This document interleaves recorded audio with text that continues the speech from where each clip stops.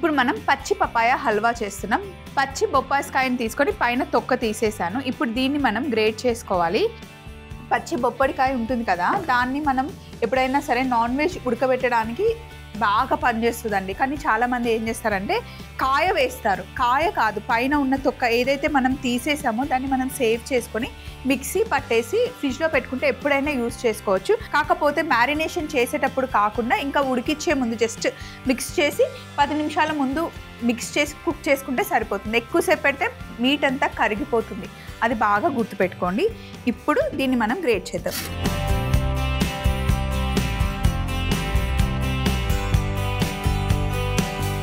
ఇలా గ్రేట్ చేసుకోవాలి. చాలామంది హల్వా అనగానే క్యారెట్ అయినా సరే, సొరకాయ అయినా సరే చిన్నగా గ్రేట్ చేస్తారు. అలా కాదండి, మంచి ఇలా పొడుగా మనకి కనిపించాలి. మరీ సన్నగా మనం గ్రేట్ చేసి ఉడికిస్తే మొత్తం ముద్దగా అవుతుంది. ఇలా ముద్దలాగా ఉండకూడదు. మనం దేంతో అయితే చేస్తున్నామో అది మనకి క్లియర్గా కనిపించాలి అన్నమాట. ఇలా పొడుగా పెద్దగా గ్రేట్ చేసుకోవాలి. అండ్ గ్రేట్ చేసేటప్పుడు మనకి ఫింగర్స్ చాలా జాగ్రత్తగా చూసుకోవాలి. చాలా షార్ప్ ఉంటుందండి, తొక్కలేసిపోతుంది. సో చూసుకోవాలి బాగా. పచ్చి బొప్పాయికాయతో మనం కూర కూడా చేస్తాం. కూర చాలా బాగుంటుంది, చక్కగా ట్రాన్స్పరెంట్గా అవుతుంది. అలాగే పచ్చి బొప్పాయితో మనం చిన్న కట్ చేసి Frooti red colour green colour add చేసి షుగర్లో బాగా ఉడికిచ్చేసి మనం ఆరబెట్టేసుకుంటే కనుక ఫ్రూటీ చాలా బాగుంటుంది. చాలా స్వీట్స్లో వేస్తాం. మనం ఇప్పుడు ఫలూదా అలాంటివి చేసుకున్నప్పుడు కూడా ఫ్రూటీని మనం వాడుతూ ఉంటాం కదా. అప్పట్లో అయితే కేక్ పైన ఖచ్చితంగా ఫ్రూటీ వేసేవాళ్ళం చిన్నగా ఉన్నప్పుడు. ఇలా గ్రేట్ చేసేసి దీన్ని పక్కన పెట్టేసుకొని ఇక్కడ పొయ్యి మీద బాండీ ఉంది. బాండీ మంచిగా వేడెక్కింది. ఇందులో నెయ్యి వేద్దాం. ఫస్ట్ కొంచెం ఎక్కువ నెయ్యి వేస్తున్నాను. హల్వా అంటేనే నెయ్యి ఎక్కువ పడుతుంది మనకి. ఫస్ట్ ఇందులో మనం డ్రై ఫ్రూట్స్ వేయించి పక్కన పెట్టేసుకుందాం. జీడిపప్పు వేస్తున్నాను, అలాగే కిస్మిస్. మీకు ఇందులో ఇంకా బాదం కావాలి అన్నా, చిరోంజి కావాలి అన్నా, ఏం కావాలన్నా మీరు యాడ్ చేసుకోవచ్చు. నేనైతే ఈ 2 వేస్తున్నాను. చక్కగా వేగనివ్వాలి. ఎప్పుడైనా సరే స్వీట్ చేసేటప్పుడు అందులో మనం వేయించుకునే జీడిపప్పు అయినా, కిస్మిస్ అయినా, బాదం అయినా కరెక్ట్గా వేయించుకోవాలి. కొంచెం మాడినా బాగుండదు, పచ్చిగా ఉన్నా కూడా డ్రై ఫ్రూట్స్ బాగుండవు. ఎప్పుడైనా నెయ్యి చల్లగా ఉన్నప్పుడే డ్రై ఫ్రూట్స్ వేసేయాలి. మరి మొత్తం వేడెక్కిన తర్వాత వేస్తే పైన కలర్ తొందరగా చేంజ్ అయిపోతుంది అన్నమాట. కిస్మిస్ మంచిగా వేగాయి, ఇవన్నీ తీసేద్దాం. కిస్మిస్ ఓపెన్ అవ్వగానే వేగినట్టు, జీడిపప్పు కూడా వేగాయి. అండ్ నెయ్యి ఉన్న వేడికి ఇంకా కొంచెం కలర్ కూడా వచ్చేస్తాయి. డ్రై ఫ్రూట్స్ వేయించేటప్పుడు జాగ్రత్తగా వేయించుకోవాలి. డ్రై ఫ్రూట్స్ వేయించుకొని పక్కన పెట్టేసుకుందాం. ఇప్పుడు అదే వేడి నెయ్యిలో మనం తురిమి పెట్టుకున్న రా పపాయ వేసేసుకోవాలి. ఇందులో నీళ్ళు ఏం రావు, నీళ్ళు తీయాల్సిన అవసరం లేదు, డైరెక్ట్గా వేసేయాలి. చూసారా ఎంత పొడుగా ఎలా కట్ చేశానో, ఇలా ఉండాలి, మనకి కనిపించాలి. నెయ్యిలో వేసి వేయించినప్పుడు మనకి ట్రాన్స్పరెంట్గా అయిపోతుంది.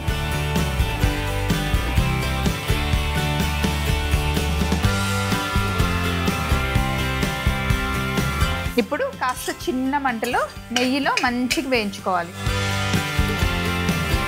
బొప్పాస్కాయ కూర కూడా బాగుంటుందండి, చాలా చపాతీలోకి, మళ్ళీ పుల్కాలోకి, వేడివేడి అన్నంలో కూడా బాగుంటుంది. అందులో పచ్చి కారం వేస్ట్ చేసుకుంటే బాగుంటుంది అనమాట. ఎండు కారం కన్నా పచ్చి కారం కొన్ని కూరల్లో చాలా బాగుంటుంది. దానికి కూడా చిన్న ముక్కలుగా కట్ చేసుకొని కూర దగ్గరగా చేసుకుంటే బాగుంటుంది. కొంచెం పాలు వేసి కూడా చేసుకోవచ్చు. సొరకాయని మనం ఎలా వండుకుంటాం అలా వండుకుంటే బాగుంటుంది. ఇందులో మంచి ఫైబర్ ఉంటుంది, చాలా మంచిది హెల్త్కి. బాలింతలకి ఎక్కువగా పెడుతూ ఉంటారు. బాలింతలకి మంచి పాలు రావాలి, గట్టిగా ఉండాలి ఒళ్ళు అని చెప్పి పెడుతూ ఉంటారు అనమాట. సో ఇలా నెయ్యి వేసి మంచిగా ఫ్లేవర్ బయటికి వచ్చేంత వరకు వేగనివ్వాలి. రోజుకు 1 కప్పు పపాయ తింటే కనుక చాలా మంచిదండి. బాగా పండిన పపాయని రోజు తింటే స్కిన్ చాలా బాగుంటుంది, ఫేస్ పైన ముడతలు రాకుండా ఉంటుంది, అండ్ ఆకలి వేయకుండా ఉంటుంది, ఫైబర్ ఎక్కువ ఉంటుంది, ఫ్యాట్ బర్న్ అవుతుంది, చాలా బెనిఫిట్స్ ఉన్నాయి. కాబట్టి మనం పపాయాని రోజు తింటే మంచిదన్నమాట. జ్యూస్ చేసుకొని కూడా తాగొచ్చు. జ్యూస్లో షుగర్ని అవాయిడ్ చేసి మనం జ్యూస్ తీసుకుంటే మంచిది.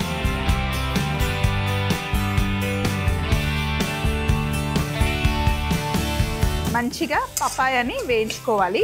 ఇప్పుడు వేగిన తర్వాత ఇందులో మనం ఎంతైతే పపాయా తీసుకుంటున్నామో దానికన్నా కొంచెం తక్కువ చక్కెర వేసుకోవాలి. మరి అంతే వేసుకున్నాం అనుకోండి చాలా స్వీట్గా ఉంటుంది. అంటే మీకు బాగా స్వీట్ ఇష్టం ఉన్న వాళ్ళైతే వేసుకోవచ్చు, కానీ అంత స్వీట్ పట్టదు.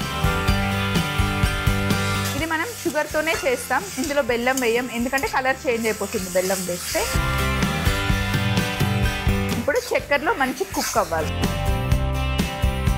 ఒకసారి చేసి పెట్టుకుంటే కనుక పచ్చి పపాయ హల్వా మీరు చేసి పెట్టుకుంటే 20 రోజులు హ్యాపీగా నిల్వ చేసుకోవచ్చు.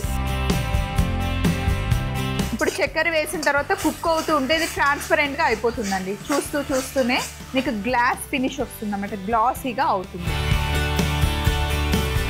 వాటర్ వచ్చేస్తాయి. ఇందులో మనం అస్సలు ఒక్క చుక్క కూడా పాలు వేయం. ఆ చక్కెర కరిగిన తర్వాత వచ్చే నీళ్ళతోనే బాగా ఉడుకుతుంది. దగ్గరగా ఉడికేంత వరకు కుక్ చేసుకోవాలి. అంతెందుకు, మనం బూడిద గుమ్మడికాయ హల్వా చేసేటప్పుడు కూడా అస్సలు పాలు వేయం, అలాగే అందులో నుండి వచ్చిన నీళ్ళతోనే మనం కుక్ చేసుకోవాలి అన్నమాట. ఇలా కుక్ చేస్తూ ఉంటే దగ్గరకు వచ్చేస్తుంది. ఇలా దగ్గరగా వచ్చిన తర్వాత ఇప్పుడు మనం ఇందులో యాలకుల పొడి వేసుకోవాలి.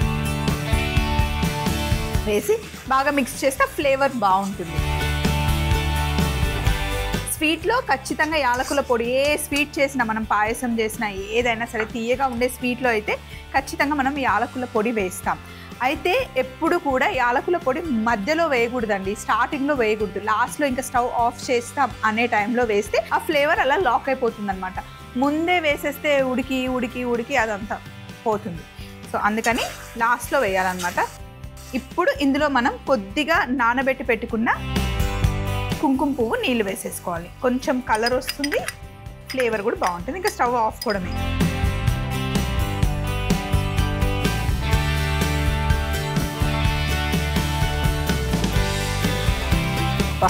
ఎంత బాగుంటుందో. వేడిగా ఉన్నప్పుడు అయితే తినలేమండి, కాస్త చల్లగా అయిన తర్వాత ఇంకా కొంచెం గట్టిగా అవుతుంది, అప్పుడు మటుకి టేస్ట్ చాలా బాగుంటుంది. ఇప్పుడు మనం ఇందులో ఫ్రై చేసి పెట్టుకున్న డ్రై ఫ్రూట్స్ అన్నీ వేసేసుకోవడం.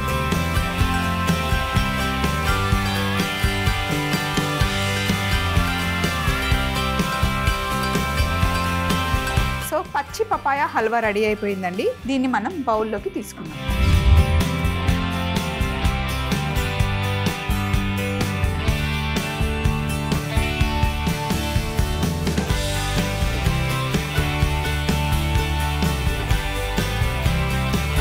ఇలా బౌల్లోకి తీసుకోవడమే. చల్లగా అయిన తర్వాత తింటే బాగుంటుంది. దీన్ని చక్కగా మీరు నిల్వ కూడా పెట్టుకోవచ్చు. 15-20 రోజులు సూపర్గా ఎంజాయ్ చేయొచ్చు అనమాట. ఎక్కువ తినకుండా డైలీ ఒక స్పూన్ తింటే హెల్త్కి మంచిది, అండ్ స్వీట్ క్రేవింగ్ తగ్గుతుంది ఫస్ట్ థింగ్.